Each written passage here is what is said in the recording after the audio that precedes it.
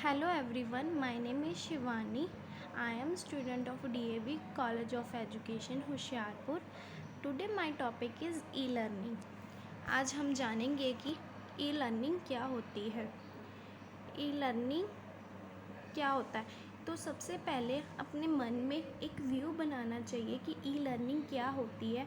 उसके बाद में इसके कंसेप्ट को समझना ज़्यादा इजी रहता है.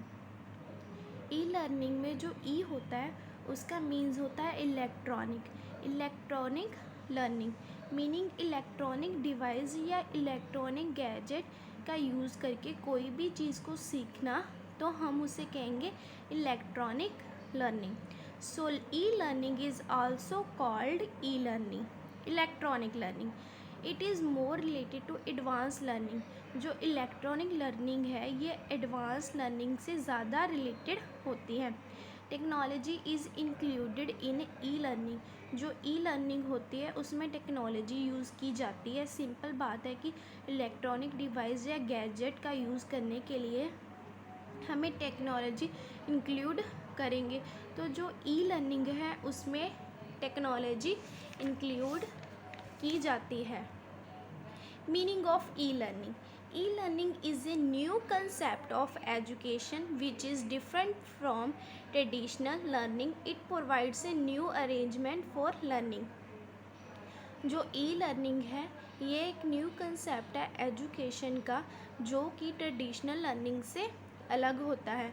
ट्रेडिशनल लर्निंग क्या होती है, जिसमें एक टीचर्स होता है और स्टूडेंट होते हैं, जिसे हम कह सकते हैं क्लासरूम टीचिंग, ट्यूशन टीचिंग. लेकिन ई लर्निंग में ऐसा नहीं होता है. ई लर्निंग में ज़रूरी नहीं है कि आप क्लास में जाकर लर्न करें और आपके सामने एक टीचर ही हो. ई लर्निंग में कोई भी कंटेंट आपको किसी भी मीडियम में, किसी भी लैंग्वेज में, यूट्यूब वीडियो से या गूगल से, इस तरह से आप जो भी सीखते हैं ये ई लर्निंग ही है. उसका ही मोड है जिसमें हम इंटरनेट यूज़ करते हैं. The main feature of e-learning is that the presentation and communication of learning contents is done through internet system.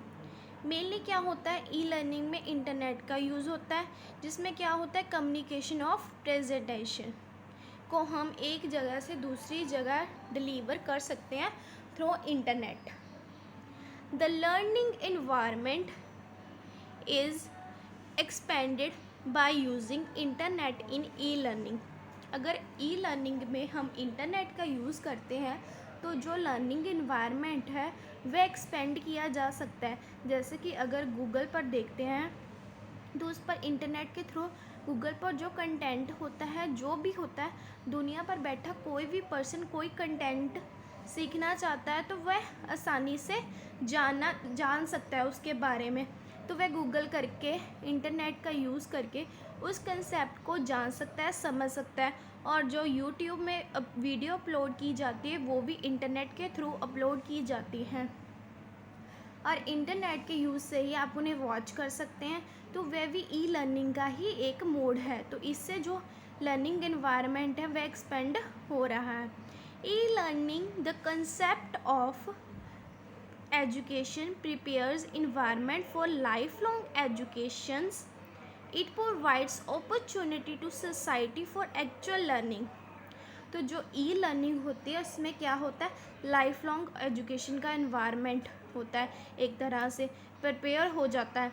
तो ये कैसे होता है कि मान लीजिए कोई वीडियो यूट्यूब पर पड़ी है, उसको आपने आज देखा और आप भूल गए कि उस कंटेंट के बारे में. 15 दिन में या 1 मंथ के बाद आप उसे भूल गए. तो ये वीडियो अगर यूट्यूब पर है तो आप उसे किसी भी टाइम देख सकते हैं जब तक वह कंसेप्ट आपके दिमाग में ना बैठ जाए. Some other words related to e learning: online learning, technology based training, online education, इसे और भी नाम दिए जा सकते हैं. अब हम इसके करेक्टरिस्टिक्स के बारे में बात करेंगे. Characteristics of e learning: in this learning the students are provided the opportunity to learn at their pace. It can also be called as self learning. जो ई लर्निंग है उसमें क्या होता है, जो स्टूडेंट्स होते हैं वे अपने पेस के अकॉर्डिंग लर्न करते हैं, या फिर हम कह सकते हैं वे अपने इंटरेस्ट और टाइम के अकॉर्डिंग सीखते हैं.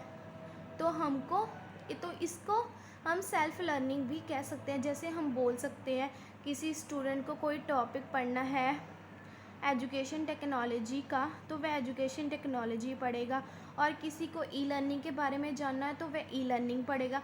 तो इस तरह e learning is as self learning, ये है एक सेल्फ लर्निंग है।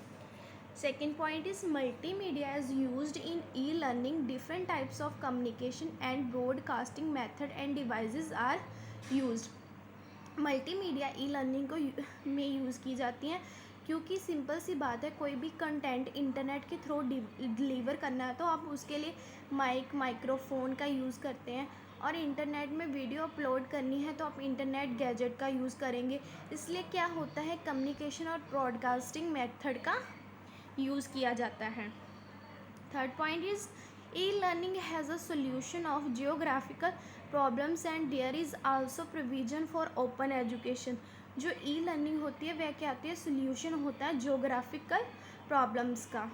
जियोग्राफिकल प्रॉब्लम मीन्स मान लीजिए कोई स्टूडेंट लखनऊ से है तो उससे बेस्ट एजुकेशन चाहिए, तो वह क्या करेगा, एक जगह पर बैठे वहाँ के एजुकेटर की वीडियो से पढ़ सकता है।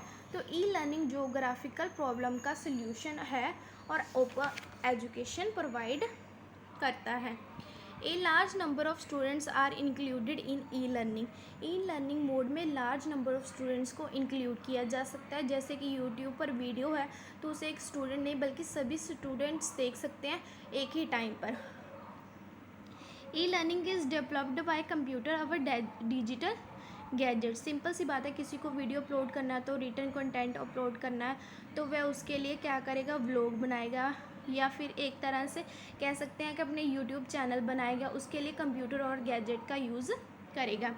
ई learning is developed by computer our digital gadgets. जो ई लर्निंग मोड होता है उसमें ऑनलाइन ऑर्गेनाइज्ड किया जा सकता है, और जो स्टूडेंट होते हैं वह अपनी नीड्स के अकॉर्डिंग सीखते हैं। स्टूडेंट को जिस कंटेंट के बारे में जानना होता है उसे वह गूगल करता है, यूट्यूब सर्च करता है, वीडियो देखता है। E learning in online learning, education is organized online. Student can use it according to their needs.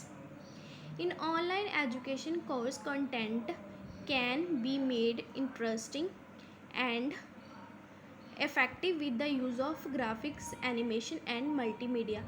जो ऑनलाइन एजुकेशन होती है उसमें एजुकेशन है जो ग्राफिक्स, एनिमेशन एंड मल्टीमीडिया को यूज़ करके कंटेंट को इफ़ेक्टिव बना देती है, बहुत ज़्यादा इंटरेस्टिंग बना देती है। अब हम इसके नेचर के बारे में बात करते हैं, नेचर ऑफ ई लर्निंग। तो सबसे पहले बात करते हैं e learning is student centre. E learning जो कंटेंट होते हैं वह इस बेसिस पर बनाए जाते हैं कि जो स्टूडेंट्स की नीड है उसे फुलफ़िल किया जा सके। जो स्टूडेंट जिस कंटेंट के बारे में जानना चाहता है उसे वही प्रोवाइड किया जाता है। सो ई लर्निंग स्टूडेंट सेंटर होती है। E learning develops computer and internet skills. कोई भी टीचर है या एजुकेटर है या फिर कह सकते हैं कोई भी स्टूडेंट है, उसे ई लर्निंग के थ्रू कुछ सीखना है तो वह क्या करेगा, तो सिंपल सी बात है उसमें कंप्यूटर एंड इंटरनेट की स्किल्स डेवलप होंगी। उसके बाद बात करते हैं e learning is based on technology. Simple सी बात है, ई लर्निंग इलेक्ट्रॉनिक लर्निंग है, इसमें डिवाइसेस और गैजेट का यूज़ होगा। ये डिवाइसेस और गैजेट यूज़ होंगी और वैसे टेक्नोलॉजी यूज़ होगी। सो ई लर्निंग टेक्नोलॉजी पर बेस्ड होती है। E learning includes communication media and methods in it.